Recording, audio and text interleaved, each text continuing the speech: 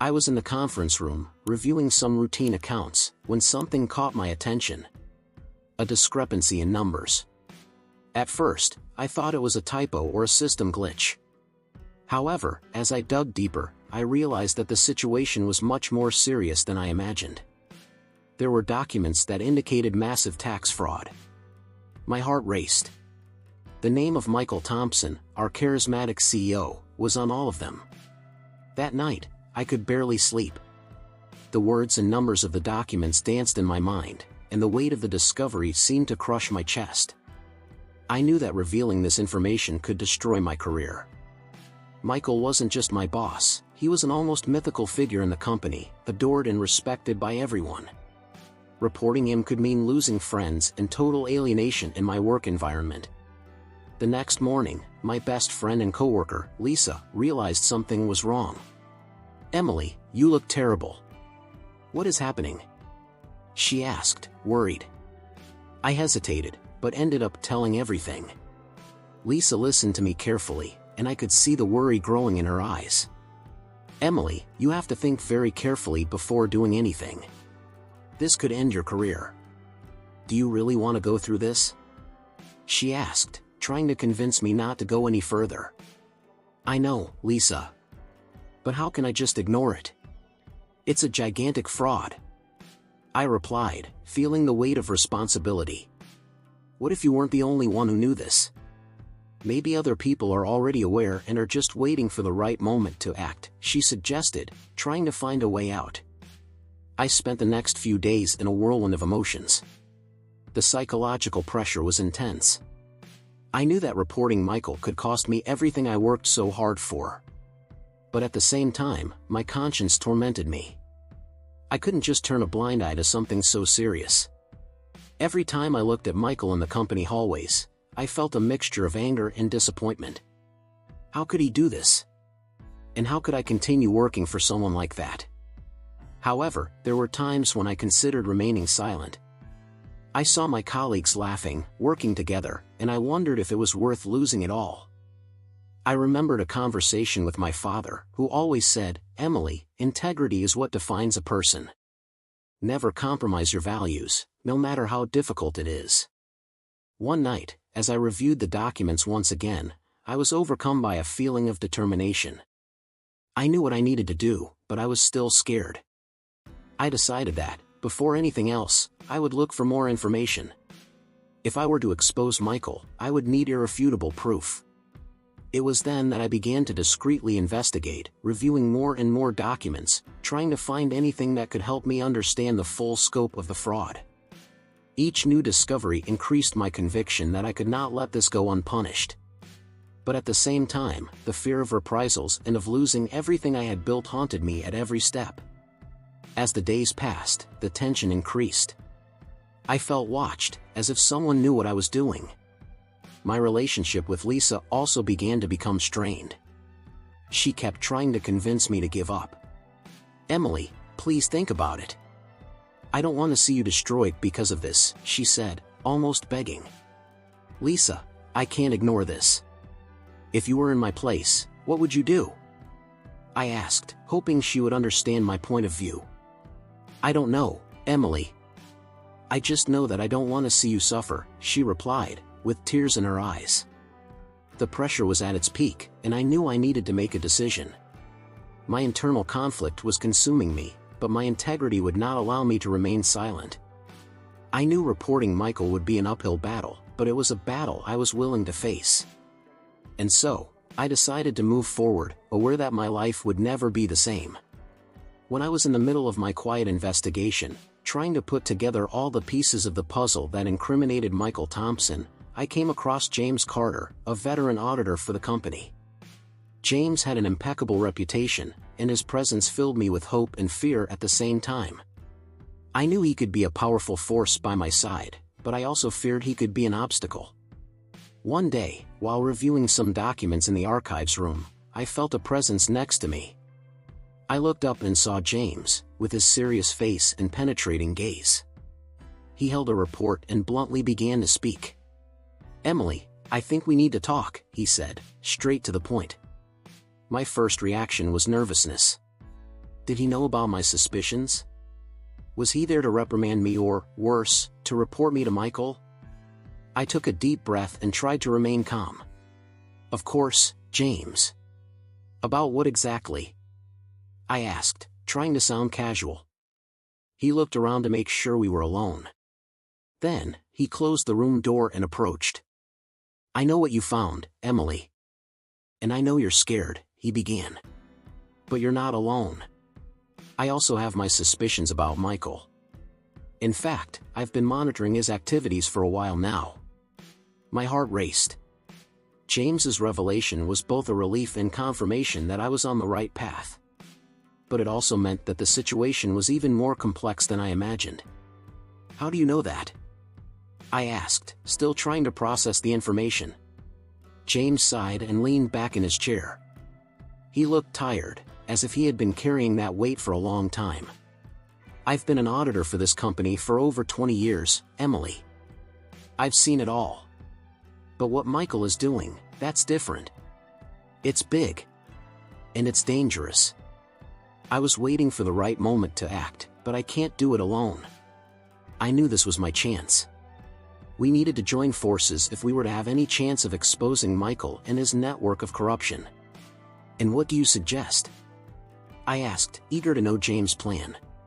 He smiled a discreet smile, almost imperceptible, but full of determination.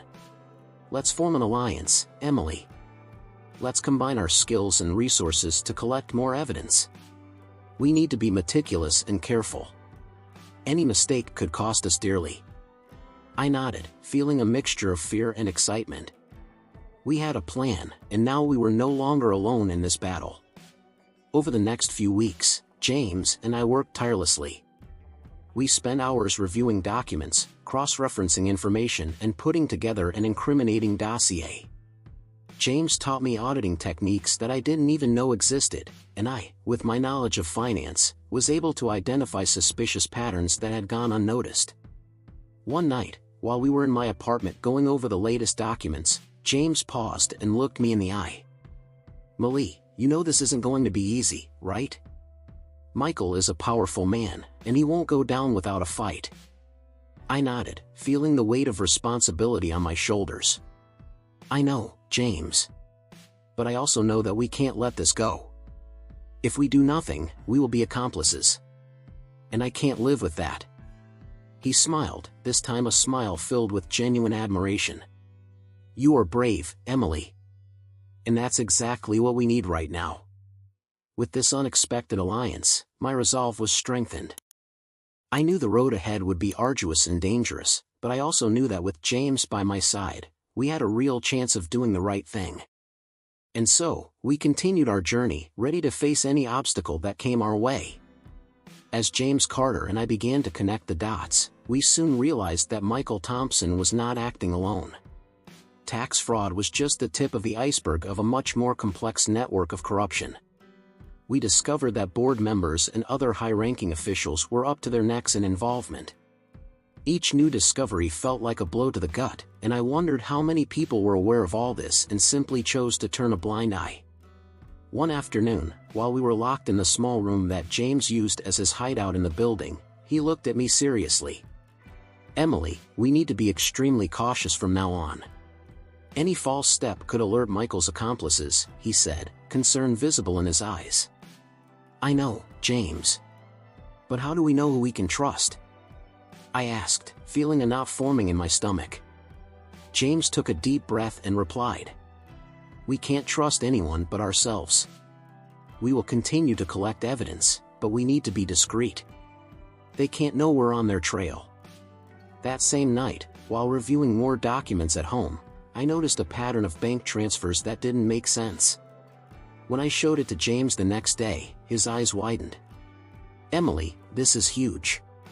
If we can track these transfers, we can expose the entire network, he said, with a mixture of excitement and tension in his voice.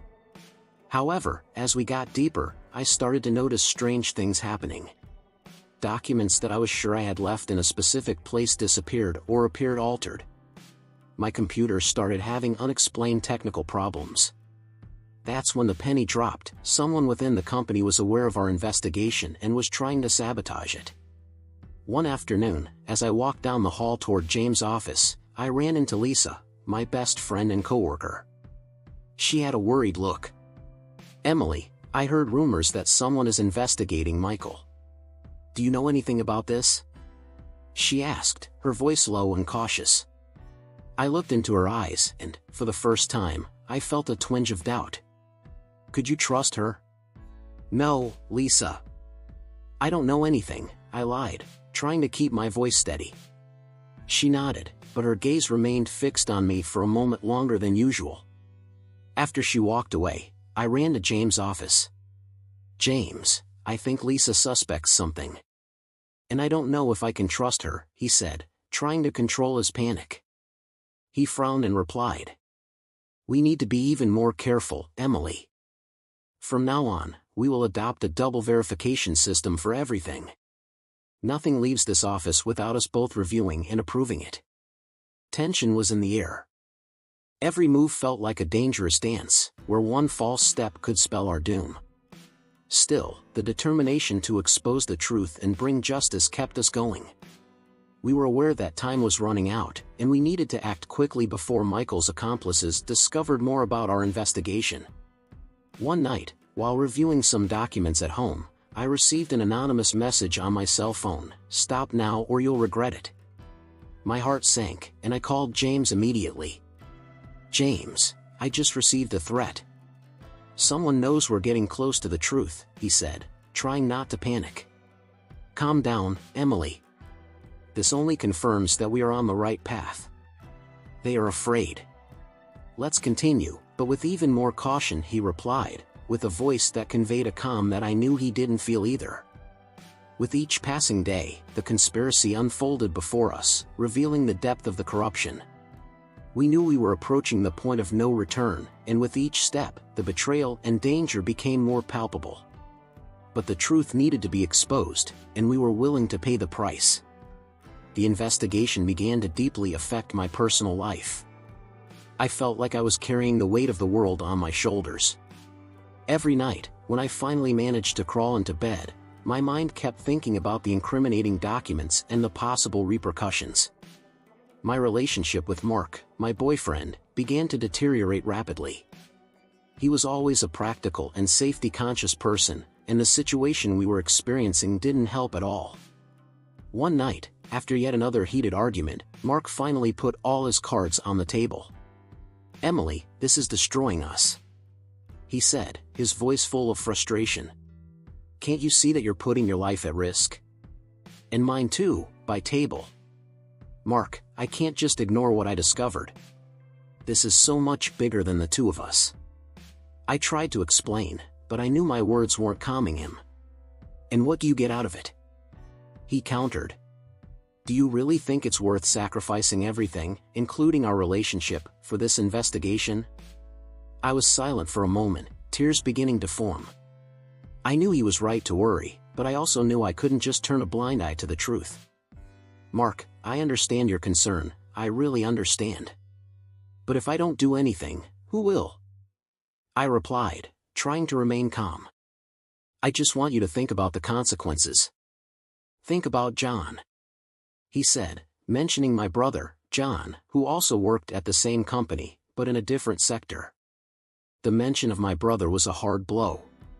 John was always very close to me, and the idea that he could be harmed by my decision was unbearable. I knew that exposing the scandal could affect his career and maybe even his personal life. I decided to talk to him to understand his concerns. The next day, I asked John for coffee after work. He seemed oblivious to the turmoil going on in my life, and I didn't want to alarm him unnecessarily. After a few superficial exchanges of words, I got straight to the point. "John, I need to tell you something," he said, trying to keep his voice steady. "I discovered something very serious about the company, something that involves Michael Thompson." He frowned, visibly intrigued. "What did you find out, Emily?" I explained to him the entire situation, from the discovery of the documents to the alliance with James Carter and the subsequent investigations. John was silent for a long time, processing the information. "Emily, this is serious," he finally said. "But also dangerous. Are you sure you want to go through with this?" "Yes, John. I can't let this go. But I'm worried about what might happen to you." He sighed, visibly worried, but also determined. "Let's do this. I will support you in whatever is necessary. But we need to be careful. We cannot let this destroy our lives." That conversation with John gave me a little more strength and clarity. I knew he was on my side, and that meant the world to me. However, the tension between Mark and I continued to grow. He became increasingly impatient and distant, and I didn't know how long our relationship could withstand this pressure. The following days were a true test of resilience. With each step I took in the investigation, I felt more isolated. Many coworkers began to realize that something was happening, and the atmosphere in the company became increasingly tense. I avoided talking to Lisa, my best friend, because I knew she would try to convince me to give up. "Emily, are you okay?" she asked one day, noticing my tiredness. "Yes, Lisa. Just a little tired," I replied, trying to hide it. She sighed, clearly worried. "You know you can count on me, right? But please be careful." With each conversation, each worried look, I felt the weight of responsibility increasing. But despite everything, I knew I needed to move forward. The truth needed to come out, and no matter how painful the personal impact was, I couldn't let fear paralyze me. I still remember the tension that hung in the air that morning. After months of tireless investigation, James and I finally had all the evidence we needed to expose Michael Thompson and his accomplices. The weight of the decision I was about to make seemed overwhelming. I knew there was no going back once the truth was revealed. I was facing a monumental dilemma. Should I hand over the evidence directly to authorities or use the media to ensure the story was told impartially? That night, I sat in the living room, surrounded by stacks of documents and notes. The silence was almost deafening. My cell phone vibrated, and I saw it was James calling. "Emily, we need to decide how we're going to proceed," he said, his voice deep and urgent. "I know, James. I'm just trying to think of the best way to do this. If we hand everything over directly to the authorities, they might try to hush up the case or manipulate the narrative. But if we use the media, we risk exposing innocent people to collateral damage," I replied, trying to remain calm. "I understand your concern, but we need to act soon." "Time is running out," James insisted. I took a deep breath, feeling the weight of responsibility on my shoulders. "So what's our best option?" I asked, looking for confirmation. "I believe a coordinated approach could be key. We can contact a trusted journalist to ensure the story is told fairly, while simultaneously preparing a formal report to the authorities.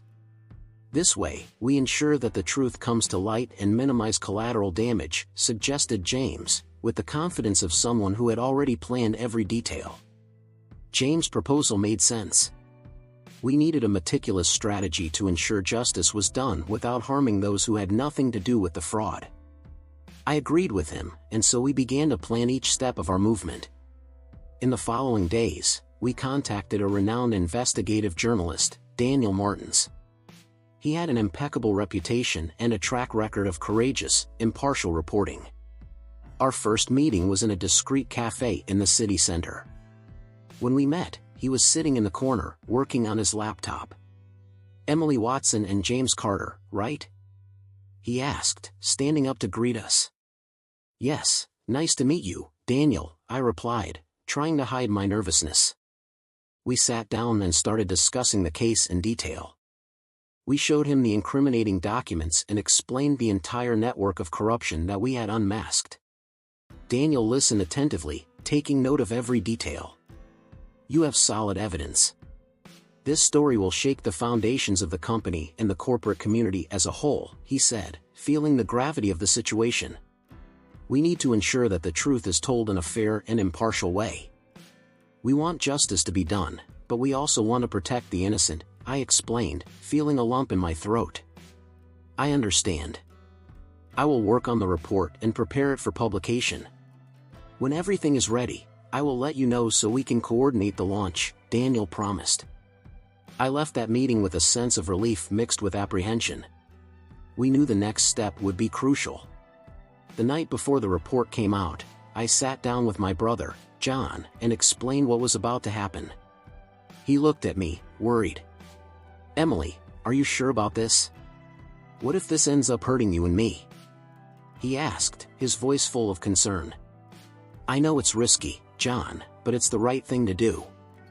I can't live with the knowledge that I let a fraud of this magnitude go unpunished," I said, trying to convince him and myself. Finally, morning arrived. Daniel informed us that the report was ready and would be published at noon. James and I formally reported it to the authorities, handing over all the evidence we had collected. As we waited, the air was thick with tension. When the clock struck noon, the report went live. Within minutes, the news began to spread like wildfire. The corporate giant was on fire, and I knew my life would never be the same. The morning of the execution of our plan was finally before us. I felt a mixture of excitement and dread. We were about to change the trajectory of one of the largest corporations in the country and possibly destroy Michael Thompson's career. But I knew the truth needed to be revealed, no matter how painful the process. James and I met early in the office, our expressions reflecting the gravity of what we were about to do. "Emily, is everything ready?" James asked, with a look that mixed concern and confidence. "Yes, James. The journalist is ready and the formal reports are prepared. We just need to synchronize everything," I replied, trying to hide the tremor in my voice. We sat in an empty conference room, going over the last details. The tension was palpable. I grabbed my phone and sent a message to the trusted journalist, signaling that we were ready to move on. He responded immediately, confirming that the story would be published as soon as they received the green light. "It's time," James said, standing up and giving me a faint smile of encouragement. "Let's do this." I walked to my desk, feeling the curious looks of my colleagues. They had no idea what was about to happen. I opened my laptop and sent the formal complaint to the appropriate authorities. Every click on the keyboard seemed to echo through the silent office. In the meantime, James went to his office to ensure that all the necessary documents were ready to be handed over to the authorities. "Emily, we have to prepare for any backlash. Michael is not going to take this peacefully," James warned as we reviewed the documents for the last time. "I know, James. But we can't go back now. Justice needs to be done," I replied, feeling a wave of determination wash over me.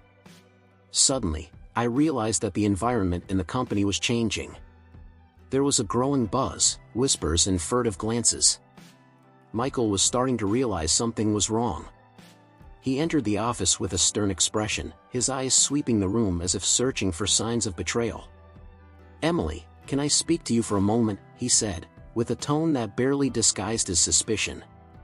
"Of course, Michael," I replied, trying to maintain my composure as I followed him into his office.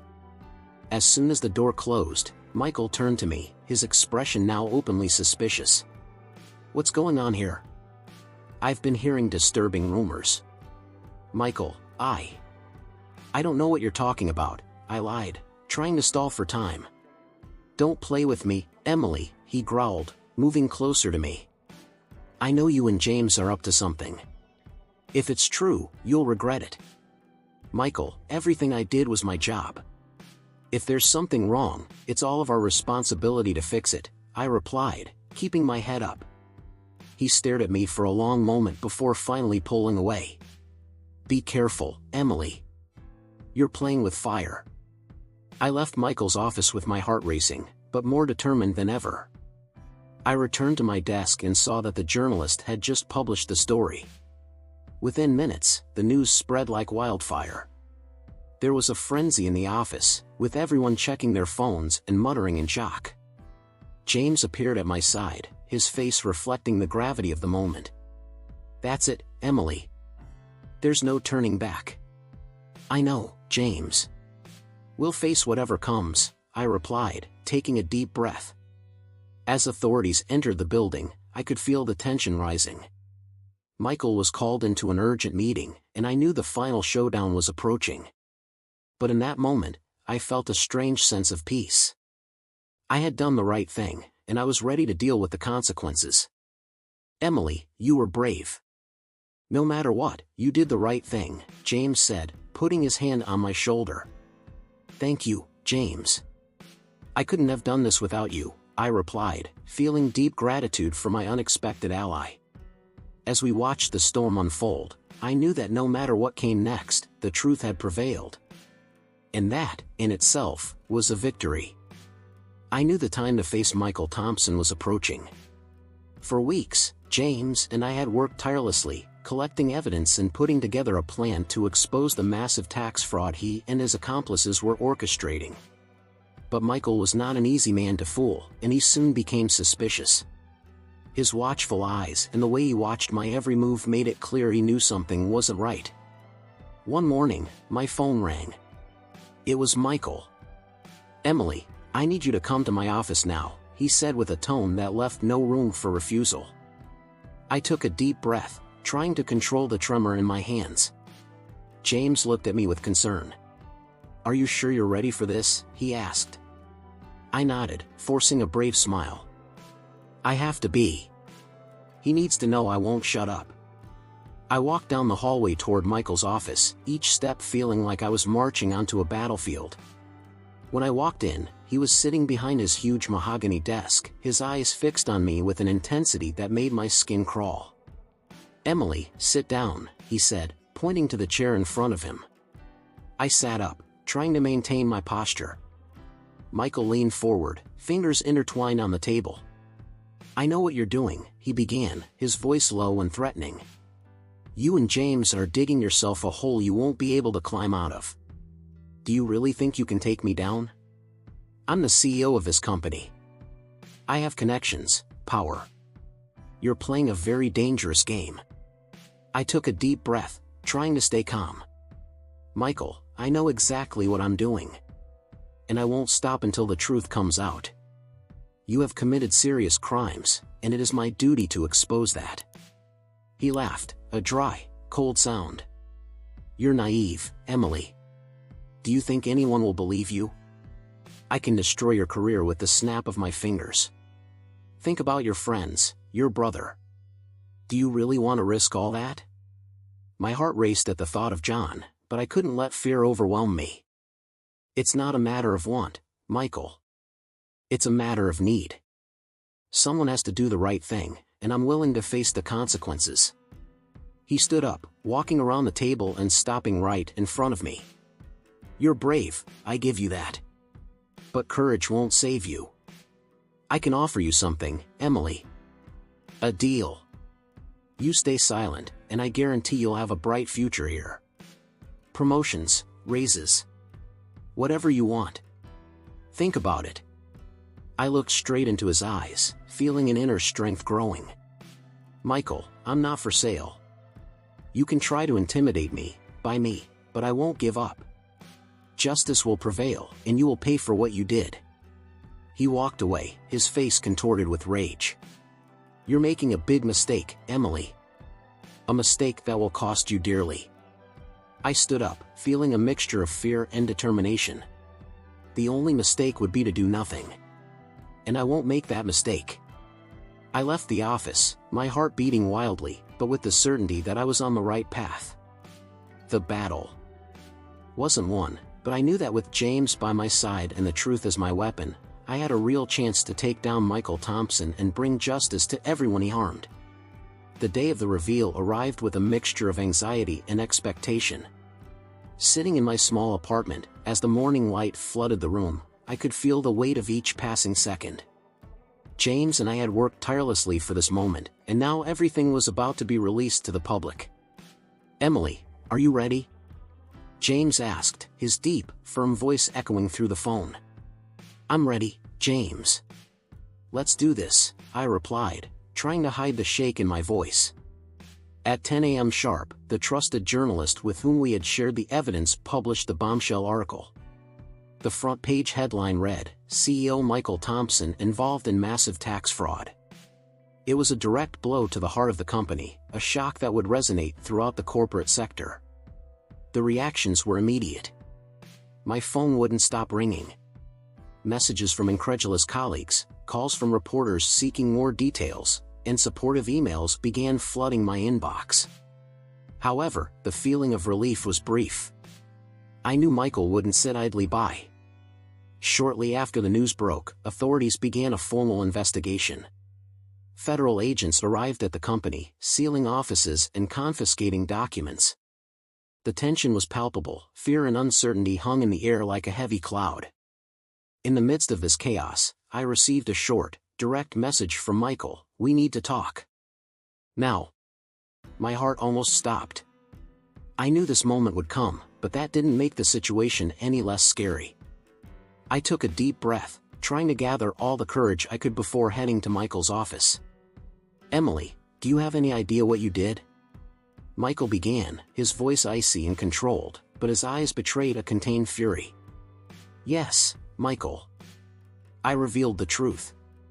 "Something you tried to hide for years," I replied, trying to keep my voice steady. "You destroyed this company. Don't you realize the consequences of your actions?" He stood up, approaching my table with an intimidating presence. "I did what needed to be done. The truth needed to come out," I replied, facing him directly. "And you know this." Michael huffed, running his hands through his hair in frustration. "Do you think this ends here? Do you think you can just lay it all out there and get away with it?" "I'm not worried about what you might do, Michael. The authorities are here. Everything I did was within the law. And now, it's time for you to face the consequences of your actions." He looked at me with a mixture of anger and contempt. "You're going to pay for this, Emily. I'm going to make sure your career ends here." I left the office with wobbly legs, but feeling a strange sense of relief. I had stood up to Michael and not backed down. However, the threat of retaliation was far from an unfounded concern. In the following days, the company entered a crisis spiral. The media couldn't stop covering the scandal, and the company's shares plummeted. Michael, desperate, tried to use his influence to hush up the situation. He hired powerful lawyers and tried to convince some board members to support his defense. "Emily, we need to be careful," James warned during one of our secret meetings. "Michael still has many powerful allies." "I know, James. But we can't stop now. The authorities are on our side, and the truth is on our side," I replied, trying to convey confidence to both him and myself. Michael was quick to retaliate. I received veiled threats, my emails were hacked, and even my brother, John, was pressured at work. It was a time of great stress and fear, but I knew that backing down now would mean that all our efforts would have been in vain. Finally, the pressure became untenable for Michael and his accomplices. Authorities' investigations were swift and comprehensive, resulting in multiple arrests of board members and senior officials. Michael was forced to resign, and legal proceedings began to unfold. Despite retaliation and challenges, the truth prevailed. And even though I knew my career would never be the same, I felt a deep sense of relief and a sense of justice fulfilled. I had done the right thing, even in the face of adversity, and that in itself was a victory. When the authorities' investigations finally began, I knew we were entering the most critical phase of the entire process. The legal outcome was underway, and James and I were ready to testify. The evidence we collected over months of hard work was irrefutable. However, the weight of what was to come still caused me anxiety. I wondered if we could really take down Michael Thompson and his accomplices. On the morning of the first day of the trial, I dressed in formal clothes and took a deep breath before leaving the house. Mark, my boyfriend, hugged me tightly and said, "Emily, you are the bravest person I know. Get out there and do what needs to be done." I smiled, feeling a little more confident. Arriving at the courthouse, I found James, who seemed calm, as always. He greeted me with a nod and an encouraging smile. "Ready for this, Emily?" James asked. "Ready as ever," I replied, trying to hide my nervousness. When the trial began, the prosecutor brought charges against Michael and his accomplices. tax fraud, conspiracy and bribery were among the crimes listed. The evidence we gathered was meticulously displayed, and the expression on Michael's face changed with each new revelation. He knew there was no escape. My turn to testify has arrived. I walked to the witness stand, and the prosecutor began questioning me. I told you everything from the beginning, how I discovered the incriminating documents, the sleepless nights pondering what to do, and how I decided to seek justice. I explained how James and I worked together to gather the evidence and ensure everything was exposed.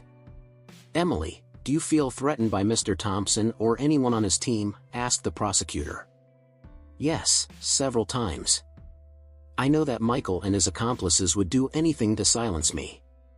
But I couldn't allow them to go unpunished, I replied firmly. James also testified, corroborating everything I had said and detailing his own findings. His experience as an auditor gave even more credibility to our case. The prosecutor then displayed the financial evidence and suspicious transaction records we had collected, making clear to the jury the magnitude of the fraud. During the trial, Michael tried to defend himself, claiming that it was all a misunderstanding and that he was the victim of a conspiracy. However, the evidence was overwhelming. Their defense quickly began to crumble. After weeks of testimony, document reviews and arguments, the jury finally reached a verdict. Michael Thompson and his accomplices were found guilty on all counts. The courtroom was silent as the judge read the sentence. Michael was sentenced to a long prison sentence, and the other board members involved also faced harsh sentences. As we left the courtroom, James placed a hand on my shoulder and said, "We did it, Emily. Justice has been served." "Yes, we did it," I replied, with a mixture of relief and satisfaction. The company, rocked by the scandal, began implementing significant reforms to restore its reputation. New transparency and ethics policies were introduced, and many employees felt relieved and hopeful about the changes. I received an unexpected offer from the board, a highly responsible position in the company, in recognition of my courage and integrity. I accepted the challenge, determined to lead with transparency and fairness. James, in turn, decided to retire. He confided in me that he had achieved his goal and was ready to move on. "Emily, you have a bright future ahead of you. The company is in good hands," he said, smiling. "Thank you, James." "I couldn't have done it without your help," I replied, excited.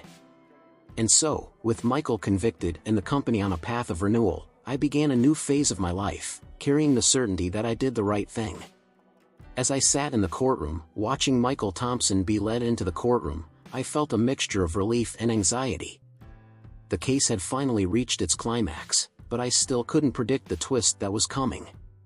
James Carter and I had worked tirelessly to gather all the evidence and expose the vast web of corruption that Michael had woven.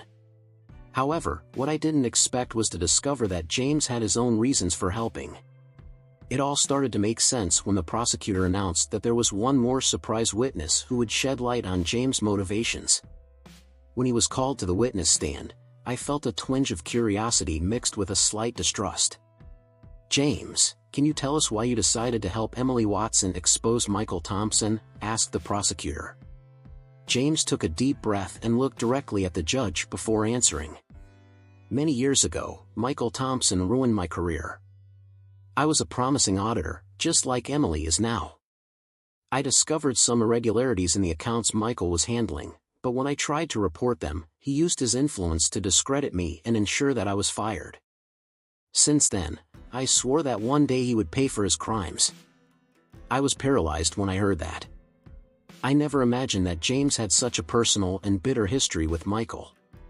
The revelation brought a new layer of complexity to our alliance. "So, you helped Emily out of revenge?" the prosecutor continued. James nodded, but there was a sincerity in his eyes that left no doubt about his integrity. "Yes, but also because I believe that people like Michael should not go unpunished. He not only ruined my life, but he also hurt the company and many other employees. When I saw that Emily was determined to do the right thing, I knew this was the opportunity perfect to finally expose Michael." After James' testimony, there was a tense silence in the courtroom. I could feel the judge's eyes weighing on me. Although I knew our cause was just, the revelation of James' motivations cast a shadow over everything we had done. However, the judge seemed to understand the gravity of the situation and James' sincerity. Michael Thompson was found guilty, and justice was finally served. After the trial, I was called to a meeting with the company's board. I was nervous, not knowing what to expect. When I entered the room, all eyes turned to me. The chairman of the board, a stern man named Richard Blake, began to speak. "Emily, your courage and determination have brought much-needed change to our company. In recognition of your work, we would like to offer you a position of high responsibility. We want you to help us lead this company into a new era of transparency and integrity." I was speechless for a moment. I don't know what to say. It's an honor, but this is something I never expected. Richard smiled. "You deserve it, Emily. From now on, we need people like you to make sure we never have to go through something like this again." I gratefully accepted the offer, knowing it would be a challenging but necessary journey. The next day I met James for coffee. He was more relaxed than I had ever seen him. "So James, what are you going to do now?" I asked. He smiled, a smile of satisfaction mixed with relief. "I'm going to retire, Emily. I think it's time to finally rest and enjoy life. As for you, I know you're going to do an amazing job. The company is in good hands." We said goodbye with a firm handshake and a sincere hug. James was gone, but his legacy and help would never be forgotten. And I, despite all the difficulties, was ready to lead the company into a brighter and more honest future.